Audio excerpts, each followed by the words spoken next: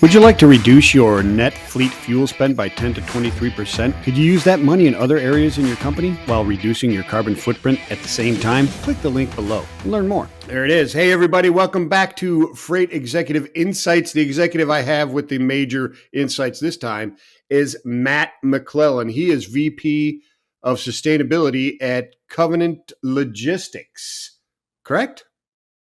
Absolutely. Hey, man, great to be with you. Good to see you again, Michael. It's great to see you again, man. It's sunny. Where are you? Are you in Chattanooga still or what? You know what? I am right now. I was in Dallas, Texas yesterday at Parents Weekend, but it was sunny and hot, and here it's sort of overcast and weird. But hey, at least we survived it better than some of our neighboring states, right? Oh my gosh, yeah. I was just watching Asheville. They're in the world of hurt over just across the mountains. Terrible. I was just there last weekend with one of our customers, and it was beautiful and sunny, and who knew? Yeah, no, it's a gorgeous city, man. But they're in a world of hurt right now. That's yeah, Dallas, SMU, right? Did you go to the game? I did go to the game. It was pretty amazing. Yeah, you could. You may have ended a coach's career in that game. Yeah, it was funny because we almost left in the third quarter because, I was pretty sure they were going to win, but my wife loves football, and she said, well, let's hang out for a little bit longer. It was one of these Dallas evenings where it might have been like 75 degrees and it was cool, and she said, we can't leave. It's too perfect. And so, they're 2 or 3 minutes into the fourth quarter, and was that it wasn't an interception, it was a fumble and a recovery, and what was it, like a 93-yard touchdown. It was amazing. Yeah. So I think it's funny that your wife made you stay for a football game. I know. That is pretty funny. My family makes very much fun of that.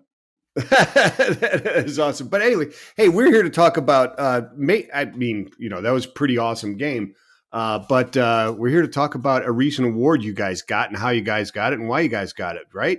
I mean, Smartways, you guys just celebrated. You got the 2024 Smartway Excellence Award, right?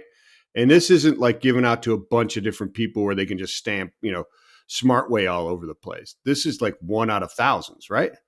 Yeah. So great point, Vincent. So, Smartway has been around. I guess this program's been in place since like 2006. And, fleets will report their emissions across their entire fleet back to Smartway. They rank these things, and you have to have certain minimums in order to have, to get the designation in the first place, because obviously it's kind of a seal of approval in the sense that you're participating in a program that's tracking and sort of helping fleets get better, in a way, just by sort of gauging where we are against each other. So a little bit of competition there.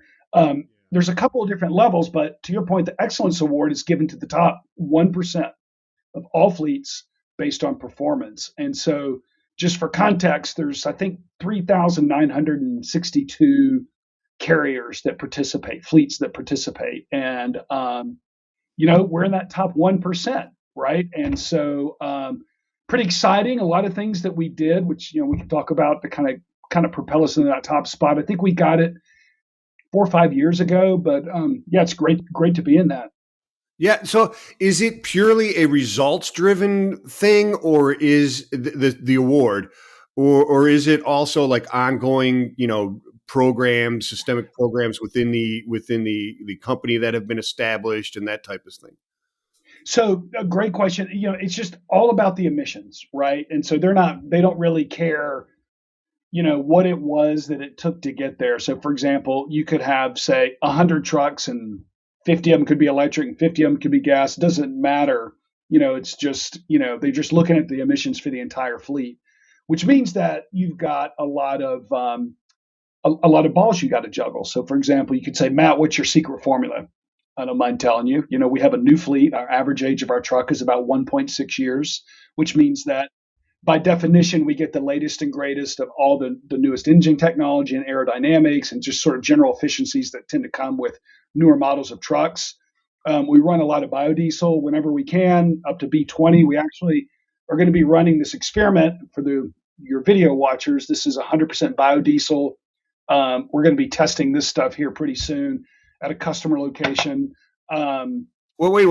So that's B100 basically. B100.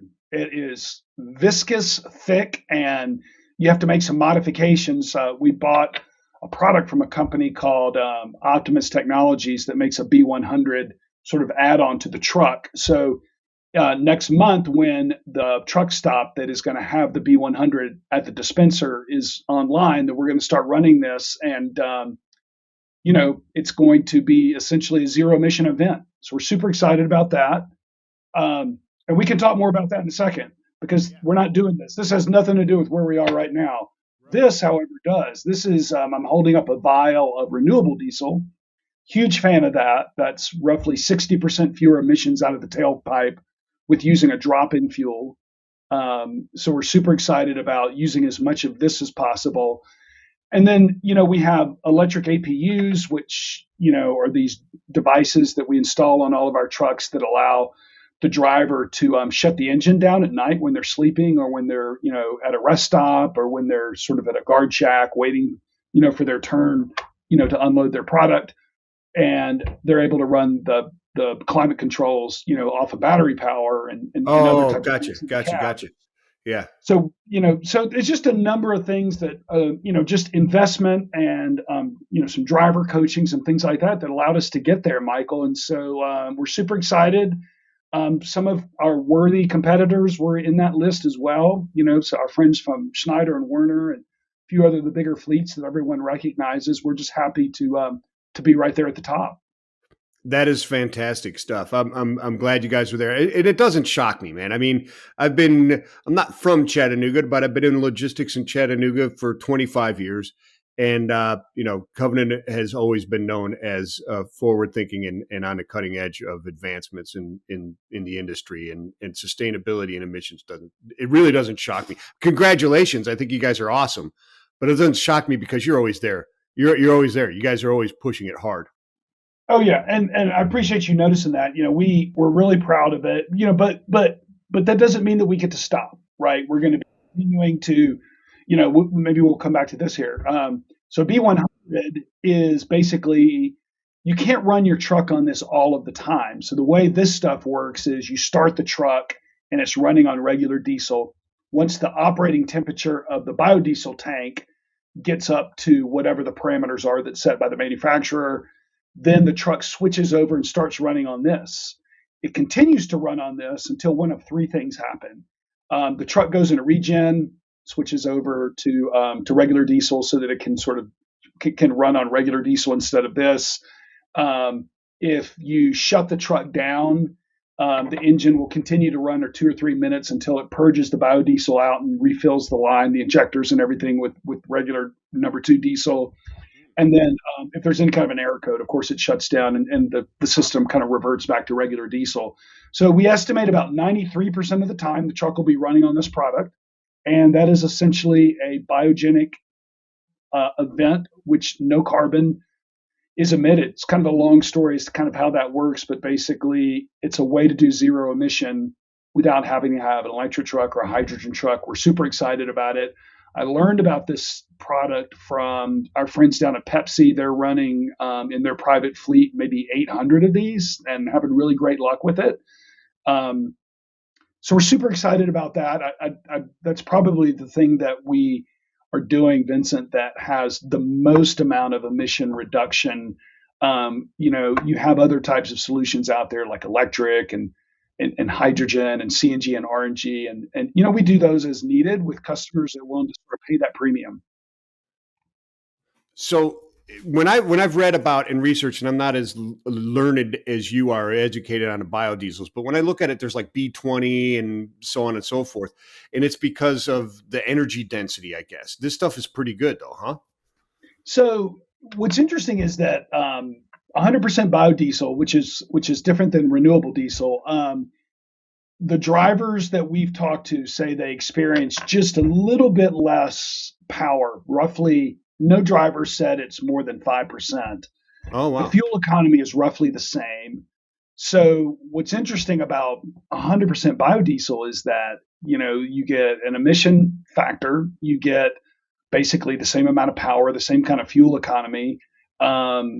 It's sort of a great solution, I guess. Maybe the question then becomes like, is there enough of it? Is there enough feedstock out there? And I believe there is, to have a substantial part of America's, trucking fleet, um, potentially using this stuff one day.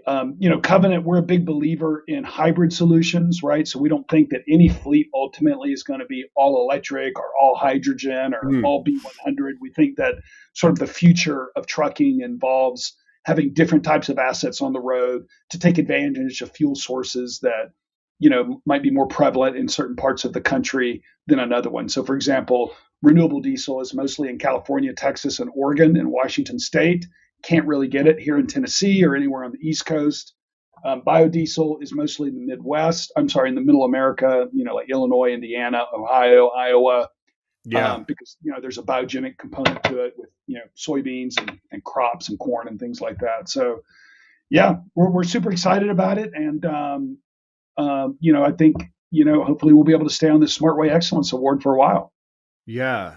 But it sounds, yeah, I mean, and I'm sure you guys will. I mean, there's lots to unpack, and I'd love to have you back for a longer one and just talk about the implications of what you just said, because there's so much to unpack with the fact that, and I agree with you, and I'm sure you really don't need my confirmation, but I agree with you 100%. There's no one single solution. And what you just went through is there could be regional solutions, right? So, yeah. Dude, you talk to so many people. What are you talking about? You know as much as anybody. I mean, you talk to a different person every day. But I have reached this level of knowledge of where I just become humble. You know what I'm saying? Yeah. I mean, once you become omniscient, you need to really just humble yourself. Otherwise, there you go. Well, yeah. So super excited about it. Thanks again for recognizing it. I think you picked that up from a LinkedIn post. It's funny. Morningstar picked up. We did a little press release, and we just thought it was going to be on our website. Morningstar picked it up, and so we've had some traction. On just from some investors and some people that have called because they saw it, out there and kind of on the wire, for lack of a better word. So yeah, super exciting. I got it off of your LinkedIn. That's exactly what it was, is where I saw it, and it's a good point, because people should be following you. In my opinion, I do, because I learn a lot. Your posts are excellent, and they're always insightful and bringing stuff in there, as is Covenant. Always been a fan. You guys are awesome. So I think it was go ahead. Yeah, I was just going to say, yeah, thanks for having me on. I try to be real intentional and sort of post things that are relevant to the industry, sustainability in particular. Sometimes when I get a little upset, about sort of, I don't know, where things are going, plastic bottles start getting under my skin, or the Great Pacific Garbage Patch, I'll post something that might not necessarily be trucking related, but yeah, generally I'm a sustainability guy.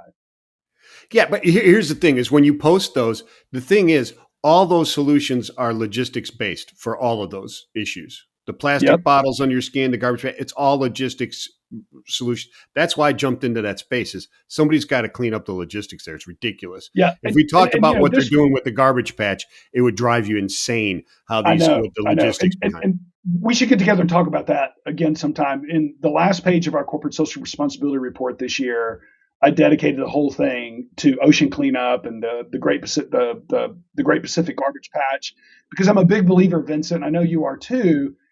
In that I feel like we as just humans tend to want to put all of the cleanup and all of the work at the feet of big corporations, big bad corporations, and we absolve ourselves of playing any role in this mess, when the reality of it is that these companies are just providing goods and services that you and I are demanding. And so we've got to start changing our own behavior. And, I just feel like, people need to be reminded of that a little bit more often. I think we always just want to think it's somebody else's problem. Yeah, 100%. Listen, I did a hour-long interview with the head of sustainability for Republic Services. And, I started with, my realization was this, Matt, was really what you just said. You talk about a rock and a hard place. Here, we give you all of our crap that we don't want to deal with. It's toxic. It's bad for the environment, everything like that. And then we demand that you handle it in an environmental way. I know, it's nuts. Yeah, it's nuts. So anyway, but thank you. We're way off topic, bro. Let's talk again sometime soon. Amen, brother. Hey, check out Matt McLelland on LinkedIn and follow and use Covenant Logistics, man. Sustainability, they're on the forefront of not only that, but efficient logistics. Excellent stuff. Thank you so much, Matt. Everybody, peace and love. We'll catch you next time.